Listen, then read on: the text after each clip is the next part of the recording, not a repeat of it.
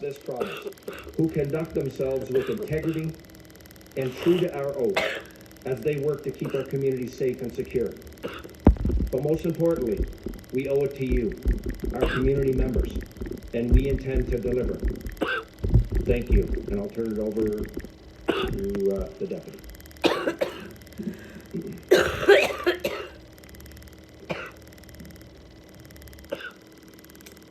I'd now like to call to the podium York Regional Police Deputy Chief Ryan Hogan.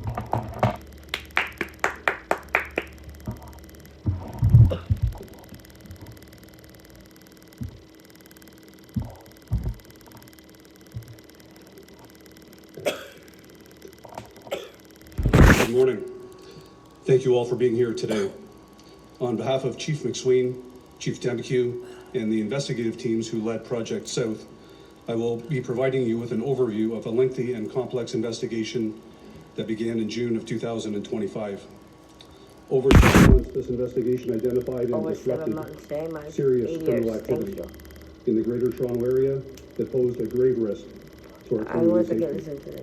This includes a conspiracy to commit murder, shootings, extortion, robbery, drug trafficking, and firearms offenses. This investigation also has uncovered serious allegations of criminal corruption among police officers. This includes 7 police officers employed by the Toronto Police Service and 1 retired member of the Toronto Police Service.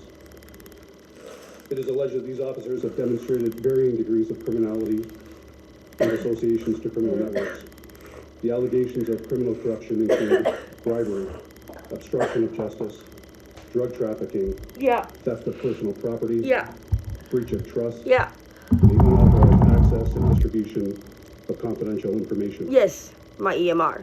We are alleging that some police officers who were collecting personal and private information unlawfully and distributing it to members of organized crime, which ultimately resulted in serious harm in our communities. Our investigation began in June 2025 when a conspiracy unfolded to murder a member of Corrections Management who was working at an Ontario Correctional Institution. Over a 36-hour period, a number of suspects attended this member's home in York Region, we allege for the purpose of murdering him. As you will see next, surveillance footage captures the moment that 3 men, masked and armed with a loaded handgun, returned to the officer's home and rammed a police cruiser that was in the driveway. That's what I would be doing. Because nothing is solved and I'm just so fucking mad. And why are we? Those are our vehicles. Let's take them down right now. Continue.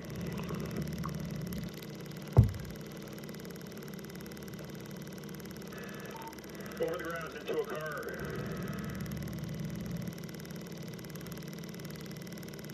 Oh my god. Don't drag the police. You still on there, Jude? Even though they're assholes, don't shoot up. Like, fuck, man. Well, actually, no, I'm about to too. Keep doing what you guys do. I'm walking over some trees. I'm so mad I'm about to do that as well. These Obviously, I brazen won't say actions how, highlight but the clear dangers that were faced by the victim, his family, and the police officers that were there to protect him. The 3 suspects who were arrested by police officers at the scene, as I mentioned, were in possession of a loaded handgun, and it is worth emphasizing that this was the 3rd time they had returned within 36 hours. As investigators pieced together the events leading up to this crime, it was determined that a Toronto police officer, Constable Timothy Barnhart, had unlawfully accessed confidential information about the victim. We allege that this officer then released the information to a Mr. Brian DaCosta, and from there it was released further into other criminal networks. We allege that Mr. DaCosta is a key figure in the criminal network operating within the Greater Toronto Area, with in fact significant international ties. The investigation led police to identify 3 additional suspects who were planning to cause harm to the correctional management member. In fact, a Mr. Median Jackson, a Mr. Kajan Doman, and Mr. Devontae Barker Campbell ultimately had access to the confidential information that had been accessed by Constable Barnhart and were recruiting other criminal actors to carry out harm against him. These 3 individuals have been charged and arrested in connection with this investigation. Further, Mr. DaCosta and Mr. Elwin Satanowski, Mr. Daljit Singh, and Mr. Thomas Fippard, among other criminal associates, sought and obtained confidential information from various Toronto police officers, which we allege was to facilitate crime. In some cases, police officers were offered bribes for this information. We have identified a number of serious criminal acts that have occurred following the release of confidential information, almost in real time. This includes extortion, commercial robberies, and 7 shootings right here in York Region. We allege that those shootings were, in part, facilitated by the release of confidential information from Constable Barnhart and Mr. Costa.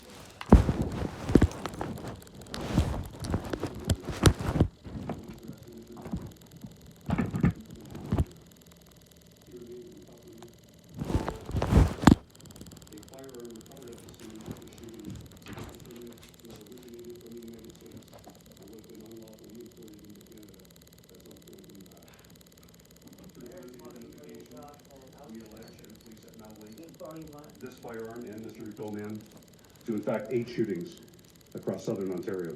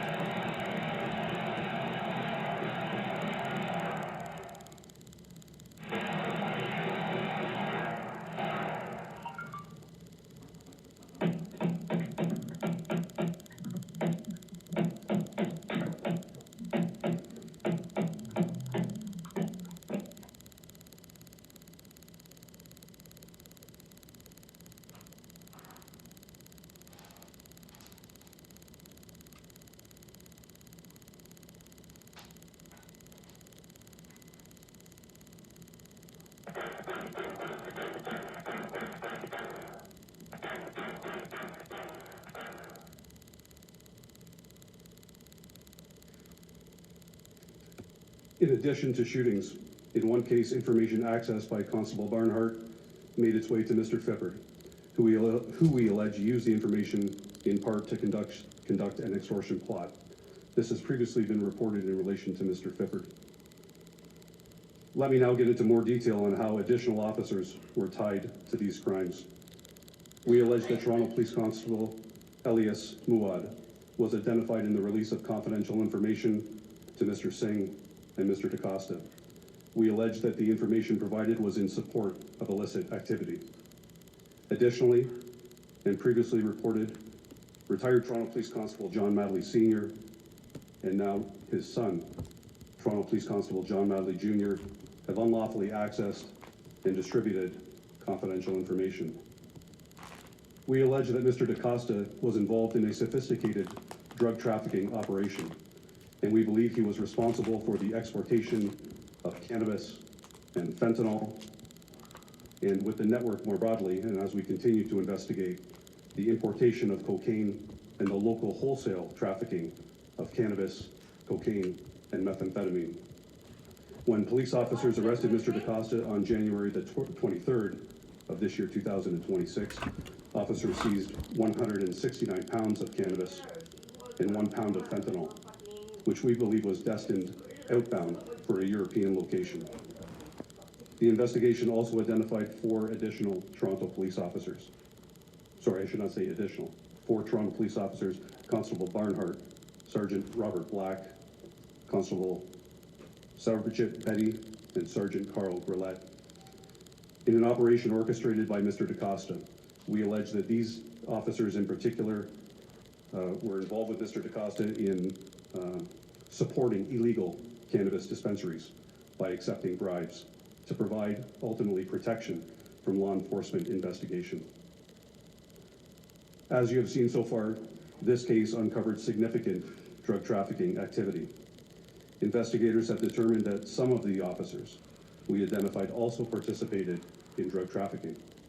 In particular, Constable Barnhart, Sergeant Black, and Constable Betty are all charged with various offenses relating to the trafficking of cocaine.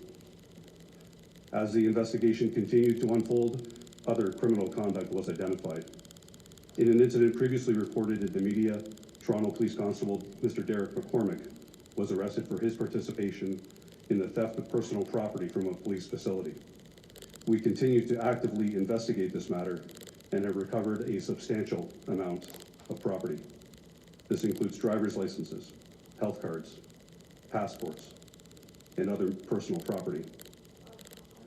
Other criminal actors outside the police service were also identified and arrested for the commercial trafficking of cocaine, methamphetamine, illicit cannabis, fentanyl, heroin, and oxycodone. And yet another illegal firearm was removed from the streets from a repeat offender who was already out on bail for drug trafficking. All individuals arrested and charged in relation to Project Safe have been provided to media in a package today. This is among the most complex and challenging investigations of my 28-year policing career. Since June 18, 2025, more than 400 officers have played a part in this investigation. The investigators on this case include members of York Regional Police, the Toronto Police Service, the Ontario Provincial Police, and Correctional Services of Ontario. Supporting these investigators was a dedicated team of prosecutors from the Ministry of the Attorney General, the Public Prosecution Service of Canada, and also this investigation was made successful by funding from the Ontario government, Ministry of the Solicitor General, through the Criminal Intelligence Service of Ontario. The investigating officers represent the very best in what we expect of our police officers, demonstrating integrity, professionalism, ethical investigations, and a commitment to uncovering the truth and holding offenders accountable, including fellow police officers. In fact, I would say that this investigation is the hallmark of investigative excellence. The investigators involved held a mirror to the face of the criminal justice system and to our policing institution to uncover the truth. The interoperability of police services, corrections, and prosecutorial services is to be commended. I am confident in saying we are extremely proud of the work done by our collective teams on this case, and as you've heard from the very beginning, our investigators, and certainly Chief McSween and Chief Demkew, have committed to leaving no stone unturned. And this commitment remains ongoing. This investigation continues, and we will pursue every lead to rid our communities of organized crime and corruption within our institutions. Thank you.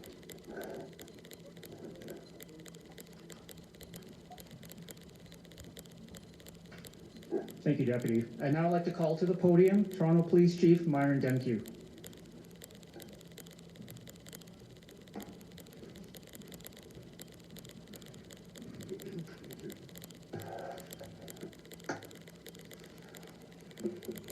Good morning. This is a painful and unsettling moment. It needs to be addressed openly, and it needs to be addressed honestly. The allegations against 7 Toronto Police members and 1 retired member are deeply disappointing. I understand this news will be distressing for Torontonians and our police service members. No corner of society is immune from the reach of organized crime. But when organized crime penetrates the Toronto Police Service, the harm goes far beyond the immediate wrongdoing. As Chief McSween said, and I will repeat, corruption has no place in policing. It strikes at the trust people place in us. And as such, in our quest to tackle these types of allegations, we are committed to leaving no stone unturned. So let me start at the beginning. The moment I became aware of these allegations, my highest priority became doing everything in my ability to respond in a way that preserves the trust of Torontonians. 2 key principles have guided my actions and ultimately those of the Toronto Police Service. 1, the pursuit of justice without fear or favor from or towards anyone, letting the evidence lead where it leads. And two, that the measure of our response will leave no doubt that we understand the harm this represents.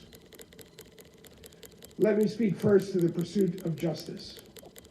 From day one, our priority was to ensure the independence of this investigation, to ensure it was conducted with great care, diligence, and professionalism, and to seek justice, no matter how difficult that pursuit may be. The charges are proof of this commitment, and our hope is the integrity of this investigation is the first step in helping Torontonians feel confident in the trust they place in us. Let me take a moment to say how grateful I am for our policing partners at the York Regional Police Service for leading this investigation. Their expertise and independence have been vital. They conducted a deeply thorough and professional investigation. I thank Chief Jim McSween and Deputy Chief Ryan Hogan and their members for their exceptional work. I also want to recognize the many members of the Toronto Police Service who worked tirelessly supporting this investigation. In particular, our Professional Standards Unit, who worked hand in hand with the York Regional Police throughout this investigation. Their contribution was critical. My sincere thanks to everyone who supported this difficult but very necessary work. First, to those charged today, you will answer for your actions in a court of law. We will do everything we need to do to support the York Regional Police and the court process. And all necessary disciplinary processes will be followed. The 7 members who have been arrested have been suspended, and where appropriate, I will be seeking suspension without pay. And to our over 8,000 members, the allegations against these individuals do not represent the Toronto Police Service. They do not represent who you are. They do not represent what our organization is and stands for.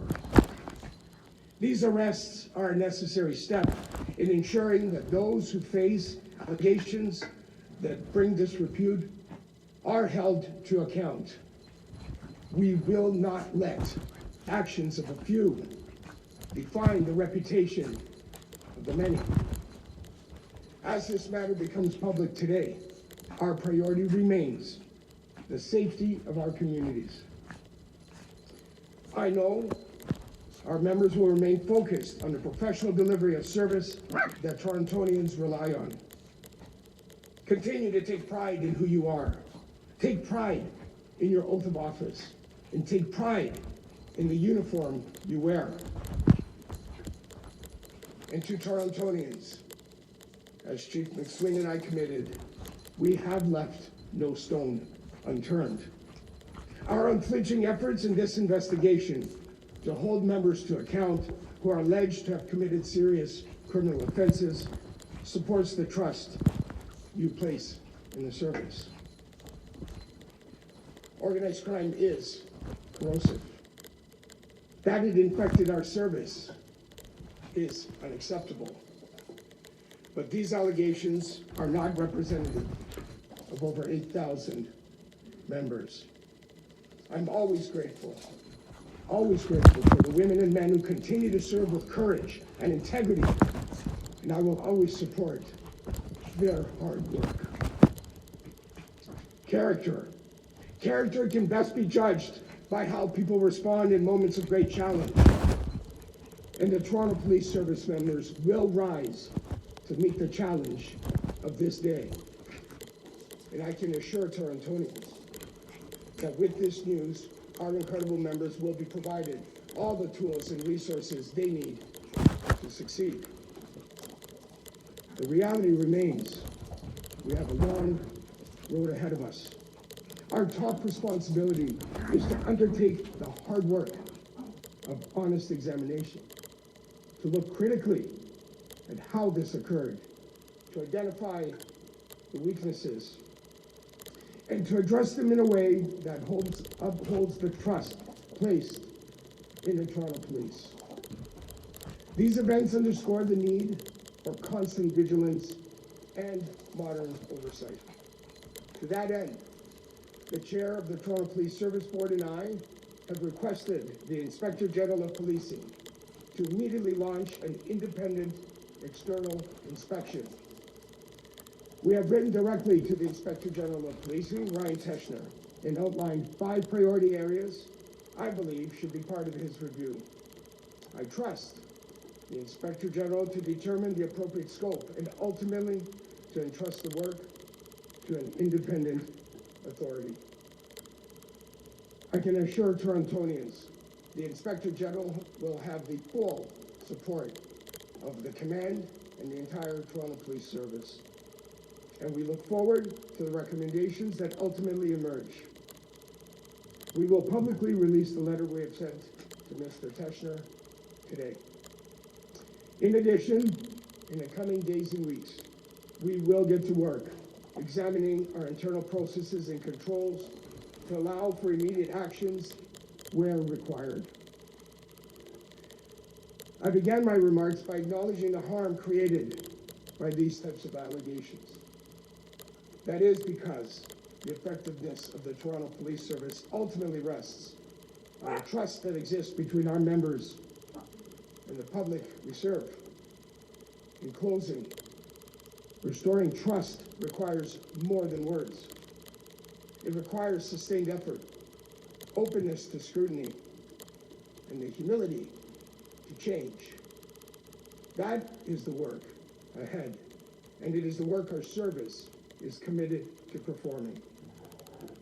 Thank you.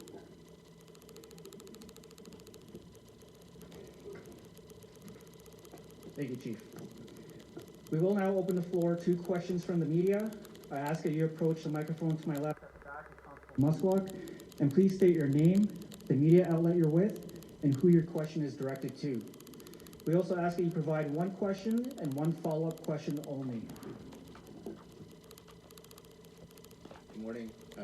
My question is for Chief Demku. Chief,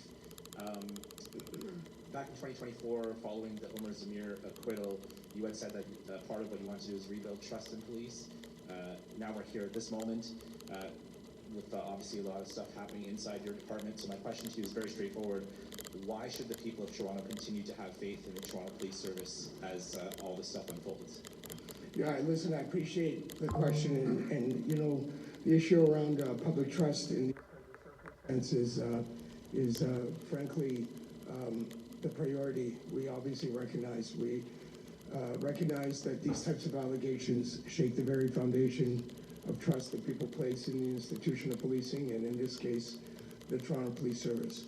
I think it's important to, first of all, reflect on how we came to be here today. And we came to be here today because of the incredible collaboration and coordination of police efforts to tackle organized crime and to follow the evidence wherever it goes, and with this set of circumstances, to hold men accountable and follow the evidence and put them before courts so that they can answer for their actions. And in this investigation, we very much focused on the integrity of the process. The investigation was led by the York Police and very significantly supported by the Toronto Police, and specifically the Protest Standards Unit. And we worked tirelessly embedded in the investigative team to follow the evidence and go wherever it takes us and make sure we do everything we can to hold those who are alleged to have committed significant criminal offenses accountable. I think people need to know just how in-depth the investigative effort is and the integrity of the process with York Regional Police leading it. Secondly, in response to these allegations, we are now entering another phase, and it is a phase of continued investigations, which I've assured the York Regional Police Service they will have absolutely unfettered access to every resource the Toronto Police Service needs to bring to bear to support their investigative efforts.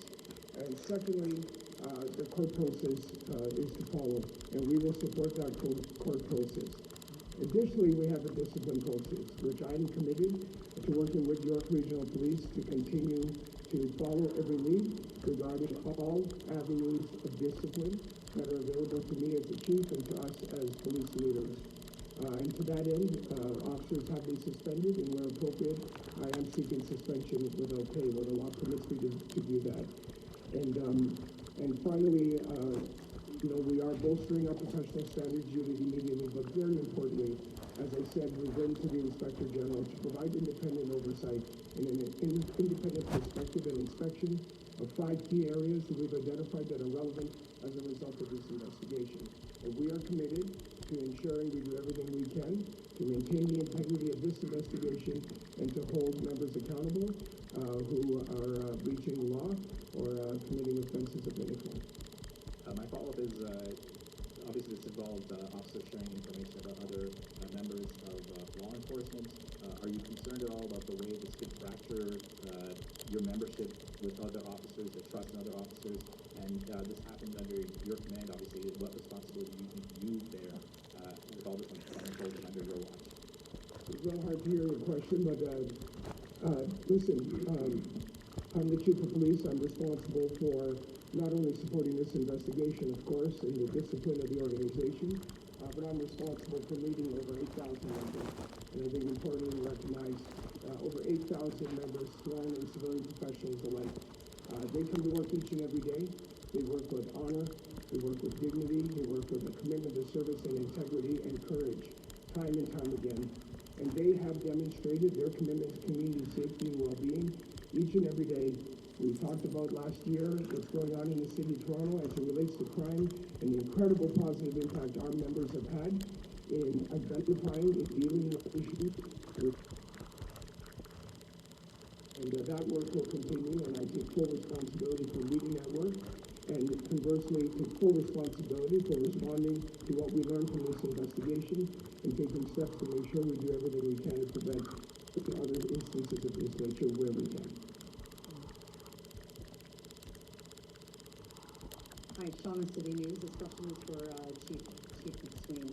Some of the videos we just saw are quite shocking. I know residential shootings is targeted to